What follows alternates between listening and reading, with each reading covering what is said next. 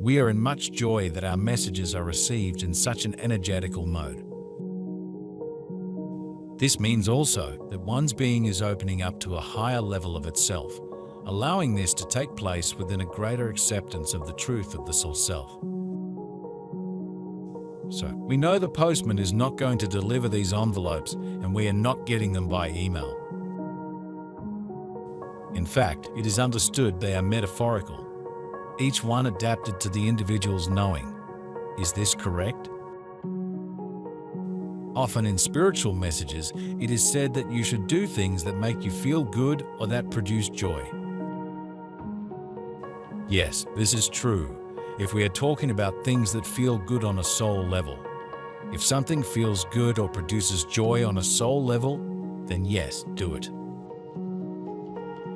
Your soul is also the source of your intuition, so equivalently you could say. If your intuition tells you to do something, and it's not emotion or bias that you are confusing for intuition, then do it. Each one of you was born knowing you were completely free. You entered the world expecting to experience the contrast which would inspire you to create. You came knowing you could adjust your vibration and attract whatever you wanted. None of you ever said, "I want to give someone else control over my life. I want someone else to dictate my happiness or unhappiness. I want to give someone else power over my future. I want to let what someone is doing now and all they've done in the past dictate what I experience in my life and my future." On the understanding of where one would be positioned at the time and place when they are to be unsealed. Therefore, would we say perhaps that one could pick and choose from a vast array of suggestions in order to suit the Soulself's desires to be of assistance on this mission? For it is indeed a mission. Were we assisted with these suggestions? Very much so. For some chose ideologies that may not be congruent with the life situation. We would not say it was above their station, per se, yet each one given guidance in the most appropriate choice for where those in higher knowledge knew one would succeed when the time came. It's very much an open book here. You say there are instructions, not orders. However, it's pretty rare for people on Earth to encounter something that feels good to them on a soul level. What exactly that feels like varies from person to person, but think of something like a passion, like you can do it all day. You won't have to suppress any parts of yourself to do it. It will be good for you and it will produce happiness and energy for you. That's pretty rare. Some people live their entire lives without ever finding the thing or things that make them feel good on a soul level. Far more common on Earth is that something feels good not on a soul level, but on an emotional level. And while you should do things that feel good on a soul level, it's not always a good idea to do things that feel good on an emotional level. You learn to give the behavior and opinions of others more airtime than the desires of your own soul. You learn to enjoy the high of others' dramas rather than the peace of God within. You learn to focus on what others were doing wrong instead of what you were doing right. Dear ones, with each decision you make, you can reclaim your God-given power to be the sole creator in your life. While you may be affected by others, you need not let the effect be significant. Suppose you see something in the news that concerns you. You worry about how it might affect your life. Although innocently, you are starting to give your power away to the behaviors of others. You are focusing on something you don't want, thereby drawing more of what you don't want to you.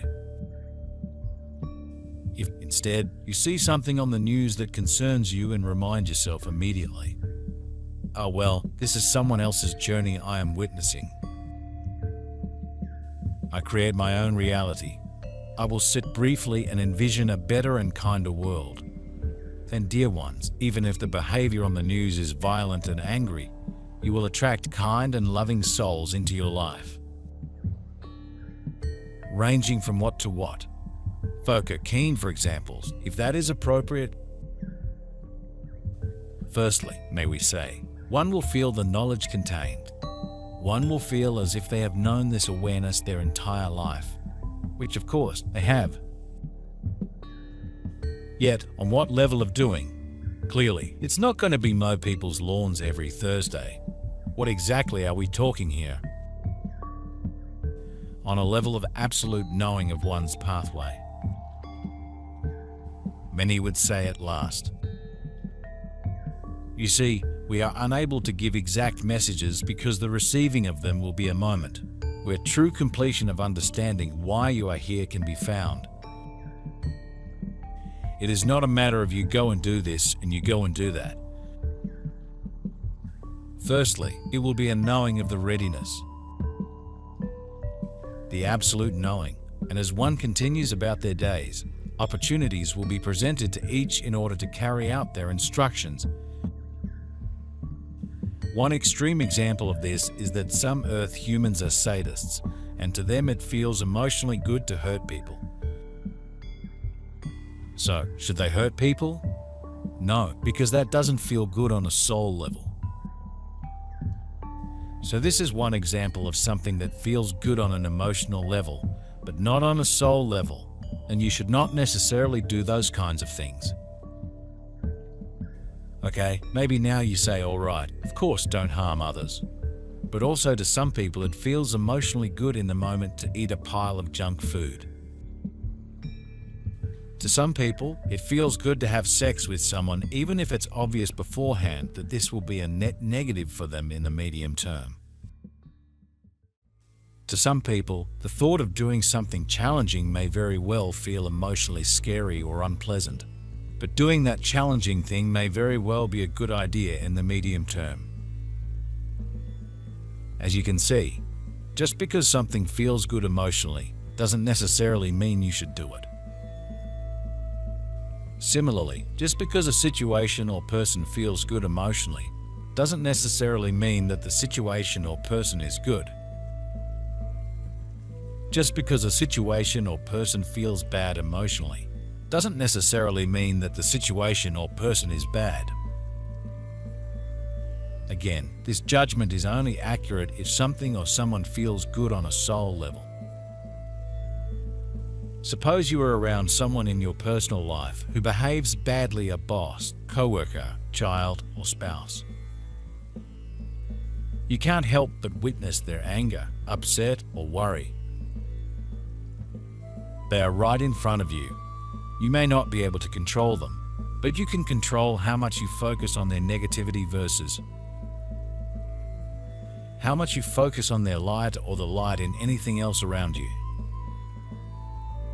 Your spouse may grumble incessantly about the state of the world. You can argue, complain with them, or choose a better vibration. You can say, yes, things are stirred up, but we're going to have a great dinner tonight. You can enjoy your own vibration even when they do not enjoy theirs. Suppose someone accuses you of putting your head in the sand and ignoring reality instead of getting worked and angry. You can get defensive and upset by focusing on their accusation, or you can happily agree, yes, I'm ignoring much of what makes me miserable while I'm busy being happy. They may not like that statement. They wanted you to join them in their anger. So what, dear ones? You get to choose. You get to focus on things that make you feel better. Unless you choose this, you are not on a leash tied to feel what others feel. There is a recognition that aligns within that knowing that allows wonders to be revealed. Wonders that the soul, each one, can manifest and shine forth on a level that one, at this space of their being, could not imagine. So, are we talking on levels of healing, for instance? Very much so. What else? Word of mouth from mouth. Words shall flow from your lips that soothe and ignite. Telepathic skills shall be greatly enhanced also. I have to be honest here. Speaking of flowing, this conversation isn't. I thought it would yet. You seem to be hesitant. This is correct. We like to assist where we can and enhance one's expectancy of joy. And yet, much will have taken place by the time these envelopes are presented, and therefore, much that we would say would not resonate as fully as it should when trying to explain this before its time. For example, to one person, a meadow with horses is a very peaceful scene that makes them feel happy. So this person would say that this is a positive situation and horses are kind and positive beings. Another person may be afraid of horses or fell off a horse recently, and this person experiences fear from being near to horses. This person would say that the situation is negative and that horses are destructive, flighty, selfish beings. Obviously, both people can't be right, and hence we conclude that just because something or someone feels good emotionally to you doesn't mean that it's objectively good. If we beamed up certain Earth humans and showed them that occasionally we have what you would think of as orgies, then those certain Earth humans might say that these orgies are bad things and we are bad people. Yet other Earth humans who saw the same scene might think that this looks amazing and that we must be good people because we're so open and sex positive. It can't be true that both of these people's emotions have made an objectively true evaluation of us. Your world is loaded with stark contrast right now. You already know this. You see it frequently. There are substantial political divides. There are arguments about technology and where it is going. There are clashes between old and new parenting styles, education, environmentalism, etc. If you believe contrast is terrible, this can be terrifying. If you see through the eyes of your soul, you'll see an evolving world. The stirring up of the old is birthing the new.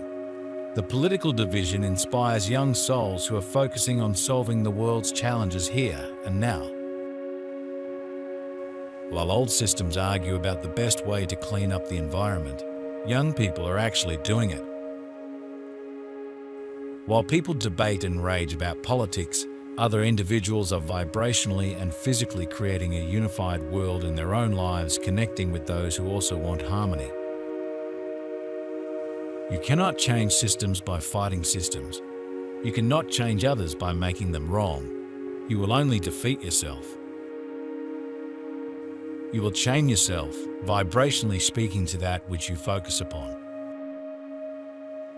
You can never wish for your horrible ex to know the pain they have caused you without causing yourself horrendous pain. You vibrationally chain yourself to that which you focus upon. Turn away, dear ones, from the things that upset you. Turn your sights towards a better world and kinder people. The thoughts that give you joy will become your reality if you allow yourself to enjoy them and give the universe space to deliver their essence.